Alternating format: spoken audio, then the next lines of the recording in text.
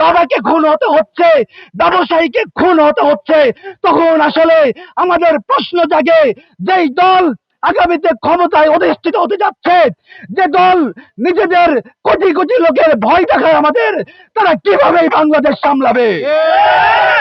যারা এখনো নিজেদের দলের মধ্যে শৃঙ্খলা প্রতিষ্ঠা করতে পারে নাই, তারা আমাদেরকে কেমন বাংলাদেশ? নৃশংসতা দেশবাসী এবং আমরা মানে দেখলাম, এরপরে আমাদের সামনে দুইটা মাত্রই পথ খোলা। আপনারা যদি খেয়াল করেন, আমাদের সামনে মাত্র দুইটা পথ খোলা। একটা পথ হচ্ছে গোলামির পথ, সেই পথ হচ্ছে এই দখলদারদের গোলামি মেনে নিয়ে আমাদেরকে ক্রমাগত চাঁদা দিতে থাকতে হবে, তাদেরকে আমাদের সম্পদের ভাগ দিতে হবে, তাদের গোলামি করে যেতে হবে। আর দ্বিতীয় পথ হচ্ছে আমাদেরকে আবারও রাজপথে অবস্থান নিতে হবে এবং এই দখলবাজদের বাংলাদেশ থেকে বিতাড়িত করতে হবে। আমরা এই ঘটনার তীব্র প্রতিবাদ জানাই। আমরা ছাত্র সমাজ এই গণ অভ্যুত্থানের পর নতুন বাংলাদেশে বলে দিতে চাই, আমরা কোন ধরনের চাঁদাবাজি, কোন ধরনের নৃশংসতা এই নতুন বাংলাদেশে আর স্থান হতে দিব না। সংগ্রামী উপস্থিতি, আপনারা দেখেছেন গত 9 মাসে বিএনপির দলীয় অন্তঃকন্দলের কারণে অলমোস্ট 150 জন মানুষ নিজেদের প্রাণ হারিয়েছে। আমরা কি পুরাতন রাজনৈতিক সংস্কৃতি আবার এই বাংলাদেশে হতে দেব? আমরা আমাদের জায়গা থেকে স্পষ্ট করে বলে দিতে চাই, আপনারা যদি না শোধরান তাহলে আগামীবার হয়তো ক্ষমতায় আসার স্বপ্ন আপনাদের পূরণ হবে, কিন্তু ক্ষমতায় কতদিন টিকে থাকতে পারবেন সেটা এই ছাত্র জনতা আবার ঠিক করে দেবে। তুলে আন্দোলন করেছি, জাহাঙ্গীরনগর ছিল ছাত্র সমাজের আন্দোলনের অগ্নিগর্ভ।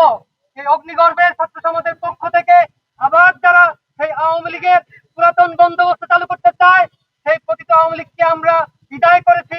আওয়ামী লীগের সেই সংস্কৃতি তারা আবার চালু করতে চাচ্ছে, আবার চাঁদাবাজি, আবার খুন, আবার ধর্ষণ। সেই দলকে আমরা বলতে চাই, চাঁদাবাজি বন্ধ করে ভিক্ষা করুন, আমরা ভিক্ষা দিব। আপনারা ভিক্ষা করুন, আমরা ভিক্ষা দিব। আমরা বলতে চাই, এই ছাত্র সমাজ বলতে চাই, আজকে এই সন্ত্রাসবিদ ঐক্য থেকে আমরা জানাচ্ছি, আমরা আপনাদের এই খুন ধর্ষণ মেনে নিব না। আমরা রাজপথে আবার লড়াই করে আবার শহীদ তামান্না নিয়ে রাজপথে নামবো, কিন্তু আপনাদের এই অন্যায়, জুলুম, হত্যা আমরা মেনে নিব না, আমরা বরদাস্ত করব না। আমরা এই ছাত্র সমাজের পক্ষ থেকে বলতে চাই, আমরা হাসিনা সরকার পতনের পর বলেছিলাম নাসরুম মিনাল্লাহি ওয়া ফাতহুন কারীব। আমরা আবার বলবো, আবার যদি কেউ এরকম জুলুম তন্ত্র চালু করতে চায়, তাদের কোটি আমরা আবার বলবো নাসরুম মিনাল্লাহি ওয়া ফাতহুন কারীব, নাসরুম মিনাল্লাহি ওয়া ফাতহুন কারীব। আজকে যে বিষয়টি নিয়ে আমরা জাহাঙ্গীরনগর বিশ্ববিদ্যালয়ের সাধারণ শিক্ষার্থীরা আমরা এখানে ঐক্যবদ্ধ হয়েছি এবং বিক্ষোভ মিছিল করছি, সেটি হলো আপনারা দেখেছেন সারা দেশব্যাপী যে একটি বিষয় নিয়ে আজকে তোলপাড় হচ্ছে।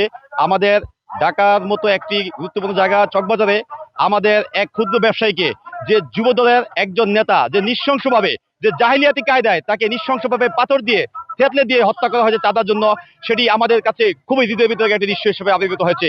আমরা দেখেছি এই বিগত 9 মাসে যে বিএনপি চাঁদাবাজি, খুন, ধর্ষণ সহ এমন কোনো অপরাধ নেই যেই অপরাধের সাথে তারা সংশ্লিষ্টতা তাদের নেই।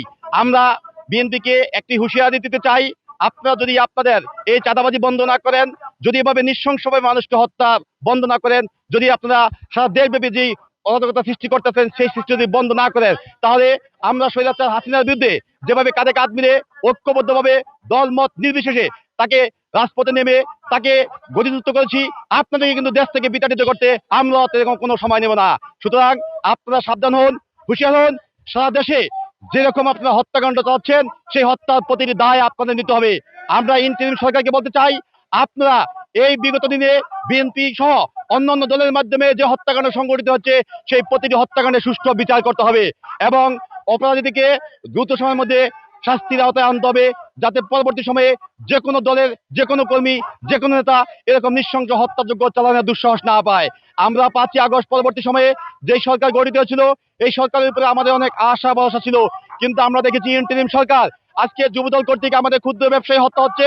সেই হত্যার দেখা যায় 2-1 দিন হয়তো আমাদের আন্দোলন চলবে, কিন্তু সরকার কিন্তু পরিপূর্ণ সেই তাদের হত্যার কিন্তু সুস্পষ্ট ঘটনা নির্ধারণ করে তাদের বিচারের আওতায় আনতে পারবে না। এই সরকারের প্রতি আমরা একটি পরিষ্কার বার্তা দিতে চাই, যদি আপনারা এই হত্যাকাণ্ডের সুনির্দিষ্ট বিচার না করেন তাহলে কয়েকদিন পরে আমরা বিএনপির বিরুদ্ধে তো আমরা রাজপথে নামবই, সেই সাথে আপনাদের বিরুদ্ধে আমরা ছাত্র জনতা আবার রাজপথে নিতে বাধ্য হব। সুতরাং আপনাদেরকে দায় নিতে হবে।